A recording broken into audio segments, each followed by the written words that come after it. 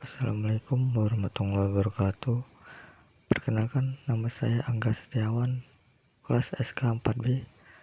Saya adalah mahasiswa STEM Royal Kisaran.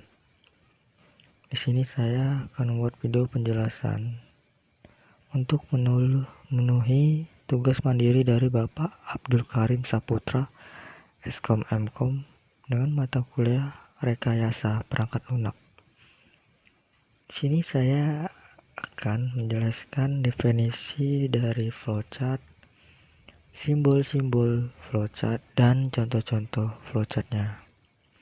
Pertama-tama kita akan menjelaskan definisi flowchart.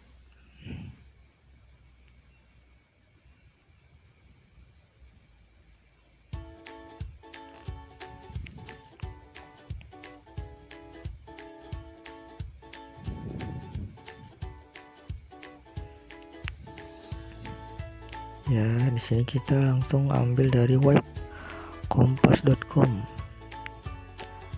Definisi flowchart adalah diagram alir yang tersusun dari bagan dengan berbagai bentuk. Dilansir dari Lumen Learning, flowchart mewakili suatu algoritma, alur kerja, ataupun proses yang menunjukkan langkah-langkah suatu kegiatan. Flowchart berfungsi untuk menggambarkan secara jelas suatu alur pekerjaan dan kerangka acuan dalam pengambilan keputusan. Flowchart juga dinilai dapat meringkas suatu alur menjadi lebih mudah dipahami dan dianalisa berdasarkan urutan serta langkah dari suatu proses. Oke, teman-teman, kurang lebih seperti itu ya definisi dari flowchart. Di sini ada juga jenis-jenis flowchart, dan jenis flowchart ada berbagai macam ya. Ada flowchart sistem, ada flowchart dokumen, ada flowchart skematik, ada flowchart proses, dan flowchart program.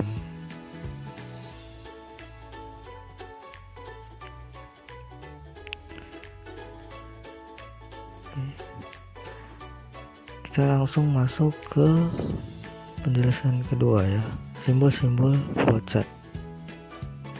Di sini ada beberapa simbol yang sangat penting untuk awal membuat flowchart. Kiranya ada 8 simbol yang harus kita ketahui. Yang pertama adalah input atau output.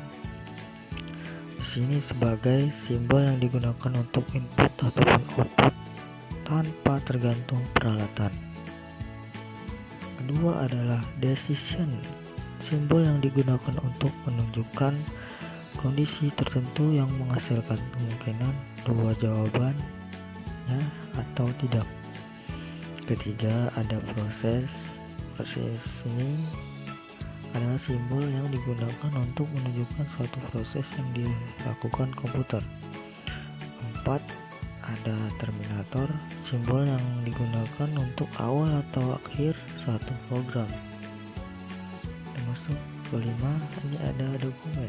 Simbol ini yang digunakan bahwa input berasal dari dokumen dalam bentuk fisik ataupun output yang perlu dicetak. Ada juga manual operation, simbol yang digunakan untuk menyatakan suatu proses yang tidak dilakukan oleh komputer. Dan 7 ada simbol preparation. Simbol ini yang digunakan untuk menyatakan penyediaan tempat atau penyimpanan suatu pengolahan untuk memberikan nilai awal. Dan flowchart tersebut ya. Dan terakhir ada simbol predefined process. Simbol ini untuk melaksanakan suatu bagian atau prosedur. Oke. Sini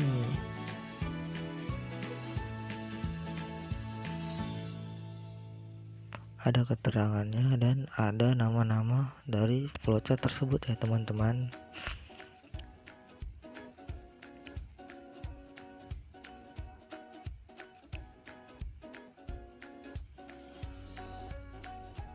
Kurang lebih seperti ini ya teman-teman, dari simbol yang sangat penting dan sangat kita ketahui untuk memulai membuat flowchart.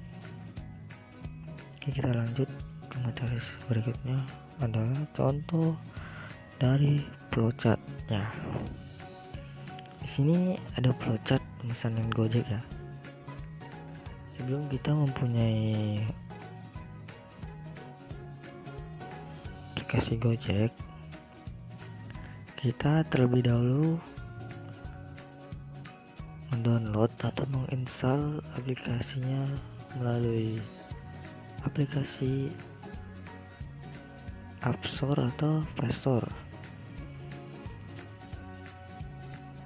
Kita terlebih dahulu menginstal aplikasi Gojek. Setelah kita App Store atau Play Store, kita terlebih dahulu menginstal aplikasi Gojek. Setelah kita install, lalu kita buka dan langsung kita masukkan akun kita. Setelah sudah masuk ke akun kita, baru kita masuk ke menu Gojek tersebut untuk masukkan lokasi penjemputan dan lokasi tujuan. Setelah itu kita akan dimunculkan nominal pembayaran Gojek. Setelah muncul pembayaran, dan kita akan disuruh memilih apakah kita membayar tunai atau cash atau membayar melalui GoPay. Di sini ada 3 pembayaran ya teman-teman. Kita perlu tahu, satu adalah tunai, 2 adalah cash. Sebenarnya sih sama aja sih ya, maaf ya. Sebenarnya sama aja, tunai dan atau cash tuh sebenarnya sama sifat nyata gitu ya, sama bentuk uang lah. Tapi kalau Gojek ini tadi kita melalui dengan aplikasi atau bank ya teman-teman. Setelah kita melakukan pembayaran, lalu tekan order, dan lalu aplikasi tersebut akan meneruskan ke Gojek untuk mencari penggojek terdekat atau driver penggojek tadi ya di sekitar kita, agar cepat menjemput kita dan mengantar kita ke alamat tujuan tersebut. Mungkin segitu saja yang bisa saya jelaskan ya teman-teman. Semoga kalian bisa mengerti dan bisa memahami dari aplikasi pemesanan Gojek ya. Mungkin itu saja yang bisa saya jelaskan.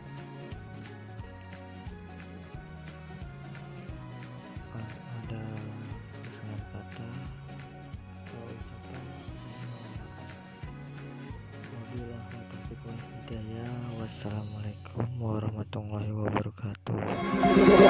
Blow me like a Hellcat.